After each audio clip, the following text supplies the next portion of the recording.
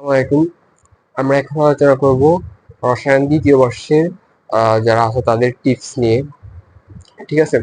হুম, আমরা জানি যে এনিউ তাদের এক্সাম গুলো খুব দ্রুত নিয়ে নিতেছে।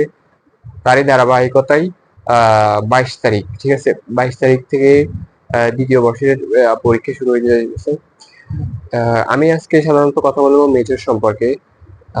নন মেজরের পরে পরে কথা বলবো নন মেজর সম্পর্কে। তো এখানে মূলত যেটা মেজর মেজর আমাদের যে সেকেন্ড ইয়ারে যে কোর্সগুলো আছে, যেমন ফিজিক্যাল কেমিস্ট্রি টু, এরপর হচ্ছে প্রতিনিধিত্বমূলক, এবং হচ্ছে অর্গানিক কেমিস্ট্রি টু, ঠিক আছে।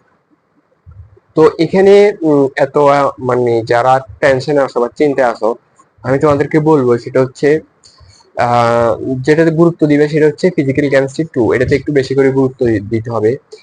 আর প্রতিনিধিত্বমূলক রসায়ন ইনঅর্গানিকের মতোই, বাট কিছু কিছু ক্ষেত্রে পোলাপানি এই বিষয়ে খারাপ করে বসে, কারণ হচ্ছে যেহেতু এখানে লেখা অনেক বেশি বা এক্সপ্লেনেশন অনেক বেশি আছে, কিন্তু পোলাপানি ওই অনুযায়ী মানে ওই মানের লেখা লিখতে পারে না।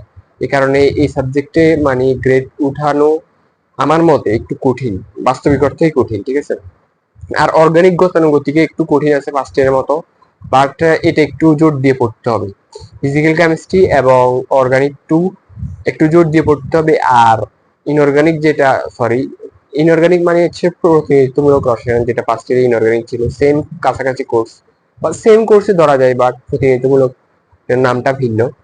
বাট ওটা একটু ডিটেলস পড়তে হবে, মূলত হচ্ছে এটাই হচ্ছে আসল বিষয়। তাহলে এভাবে প্রিপারেশন নিলে মোটামুটি সেকেন্ড ইয়ারে একটা প্রিপারেশন হয়ে যাবে, যদিও পরীক্ষার আর বেশি দিন বাকি নেই। বাট আমি যেভাবে বলছি যে একদম রুট লেভেল থেকে যদি পড়া যায়, তাহলে একটা ভালো প্রিপারেশন হবে ইনশাআল্লাহ।